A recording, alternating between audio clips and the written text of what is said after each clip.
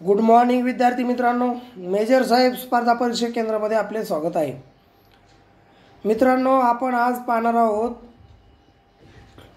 इथून मागे तलाठी, पोलीस आणि इतर सरळ सेवा भरतीला आलेले बहुपर्यायी क्वेश्चन्स।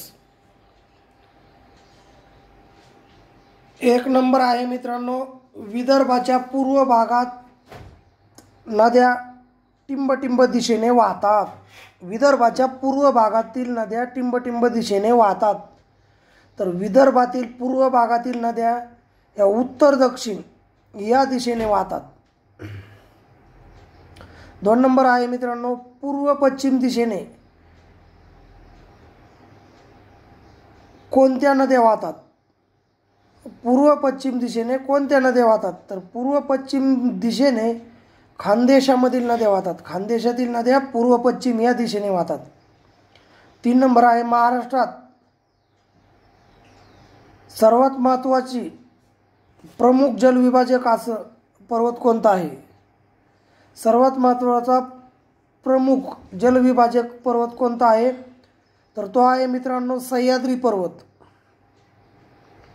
4 नंबर आहे मित्रांनो, महाराष्ट्राच्या वायव्य सरहद्दीला स्पर्श करून जाणारी नदी कोणती? महाराष्ट्राच्या वायव्य सरहद्दीला स्पर्श करून जाणारी नदी आहे फक्त, आणि ती आहे नर्मदा नदी। 5 नंबर आहे, महाराष्ट्राच्या कोणत्या नदीला सर्वात जास्त उपखोरी आहेत? महाराष्ट्रातील कोणत्या नदीला सर्वात जास्त उपखोरी आहेत? तर ती नदी आहे गोदावरी। गोदावरीच्या खोऱ्याने महाराष्ट्राचे किती टक्के क्षेत्र व्यापलेले आहे मित्रांनो? तर गोदावरी नदी खोऱ्याचे महाराष्ट्राचे 49% क्षेत्र व्यापलेले आहे। गोदावरीचा उगम नाशिक जिल्ह्यात कोणत्या डोंगरात होतो? तर गोदावरी नदीचा उगम नाशिक जिल्ह्यातील ब्रह्मगिरी या डोंगरात होतो। महाराष्ट्राचे सर्वात जास्त क्षेत्रफळ कोणत्या नदीने व्यापलेले आहे? महाराष्ट्राचे सर्वात जास्त क्षेत्रफळ कोणत्या नदीने व्यापलेले आहे? गोदावरी। प्रवरा, सिंदफणा व दुधना या टिंब नदीच्या उपनद्या आहेत।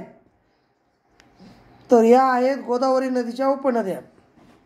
गोदावरी नदीचे उपखोरे कोणते? पैनगंगा, कनान, पेंच व बाग या उपनद्या कोणत्या नदीच्या खोऱ्यात आहेत? कनान, पेंच व बाग या उपनद्या कोणत्या नदीच्या उपनद्या आहेत? तर या आहेत वैनगंगा या नदीच्या उपनद्या।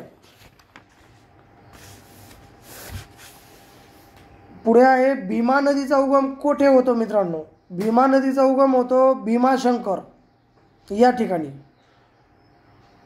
भीमा नदीला डाव्या किनाऱ्याने मुख्यतः कोणती नदी मिळते? भीमा नदीला डाव्या किनाऱ्याने कोणती मुख्यतः नदी मिळते? तर ती आहे सीना नदी। पुढे आहे मित्रांनो, कृष्णा, कोयना, वेण्णा, गायत्री व सावित्री या 5 नद्यांचा उगम एकाच ठिकाणी होतो। ते ठिकाण कोणते? नीट आहे का मित्रांनो? कृष्णा, कोयना, वेण्णा, गायत्री व सावित्री या 5 नद्यांचा उगम महाराष्ट्रात एकाच ठिकाणी होतो, आणि ते ठिकाण कोणते आहे? ते ठिकाण आहे श्री क्षेत्र महाबळेश्वर। संपूर्ण जिल्ह्याचा समावेश कृष्णा नदीच्या खोऱ्यात होतो। कृष्णा नदीच्या खोऱ्यात तो संपूर्ण जिल्ह्याचा समावेश आहे। असा जिल्हा कोणता आहे कृष्णा नदी खोऱ्यात असणारा? तर तो आहे मित्रांनो कोल्हापूर, पैलवानांचा जिल्हा, गुळासाठी प्रसिद्ध असणारा जिल्हा। पुढे आहे मित्रांनो, नीरा नदी कोणत्या जिल्ह्याची सरहद्द निर्माण करते? नीरा ही नदी कोणत्या जिल्ह्याची सरहद्द निर्माण करते? आणि सरहद्दीचा प्रश्न 100% येतो। पुणे व सातारा। पुढे आहे मित्रांनो, कृष्णा नदीला डाव्या किनाऱ्याने फक्त टिंब हीच नदी मिळते। एकच नदी मिळते कृष्णा नदीला डाव्या किनाऱ्यावरून, ती नदी म्हणजे येरळा। पुढचा क्वेश्चन आहे मित्रांनो, कराड येथे टिंब नद्यांचा संगम होतो. कराड, सातारा या ठिकाणी कोणत्या नद्याचा संगम होतो? तर या ठिकाणी कृष्णा आणि कोयनेचा संगम होतो. कृष्णा आणि कोयना या नद्यांचा. पुढचा प्रश्न आहे मित्रांनो, कोल्हापूर जिल्ह्याच्या जीवनवाहिनी कोणाला म्हणतात? कोल्हापूर जिल्ह्याची जीवनवाहिनी हे कोणत्या नदीला म्हणतात?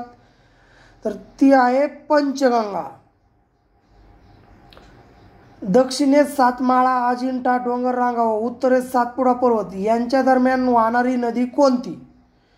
दक्षिणेस सातमाळा, अजिंठा डोंगर रांगा व उत्तरेस सातपुडा पर्वत रांग याच्या मधोमध वाहणारी नदी कोणती? तर ती आहे तापी. महाराष्ट्रात पुन्हा प्रवेश करणारी किती नद्या आहेत? तर त्या आहेत 3. पुढचा प्रश्न आहे, तापी नदीची मुख्य उपनदी कोणती? तापी नदीची मुख्य उपनदी कोणती महाराष्ट्रातली? तर ती आहे मित्रांनो पूर्णा. पुढचा प्रश्न आहे, तापी खोऱ्यात उपनद्या प्रामुख्याने टिंब दिशेने वाहतात. तर त्या आहे उत्तर दक्षिण आणि दक्षिण उत्तर या दिशेने वाहतात. तापी नदी खोऱ्यातील उपनद्या हे उत्तर दक्षिण आणि दक्षिण उत्तर या दिशेने वाहतात. तर पुढे आहे मित्रांनो, कोणती नदी खोल घळईमधून वाहते महाराष्ट्रातून? कोणती नदी महाराष्ट्राच्या सीमेवरून खोल घळईतून वाहते? खोल घळईतून वाहणारी एकमेव नदी आहे ती म्हणजे नर्मदा. महाराष्ट्रात कोणत्या नदीची लांबी सर्वात कमी आहे? नदी खूप मोठी आहे पण तिची लांबी सर्वात कमी आहे महाराष्ट्रात, ती म्हणजे नर्मदा. महाराष्ट्रामधील नद्या अतिशय आखूड आहेत. कोणत्या भागातील? महाराष्ट्रातील कोणत्या भागातील नद्या अतिशय कमी लांबीच्या आहेत? तर ते आहे मित्रांनो कोकण. कोकणात सर्वात जास्त लांबीची नदी कोणती आहे? तर सर्वात जास्त लांबीची नदी आहे कोकणात वैतरणा. वैतरणा ही नदी सर्वात जास्त लांबीची नदी आहे आणि वैतरणा या नदीची लांबी आहे मित्रांनो, सर्वात जास्त लांब असणारी नदी वैतरणा. वैतरणा नदीची लांबी आहे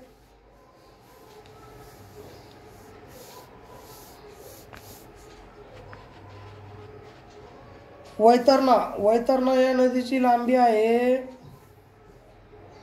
154 किलोमीटर.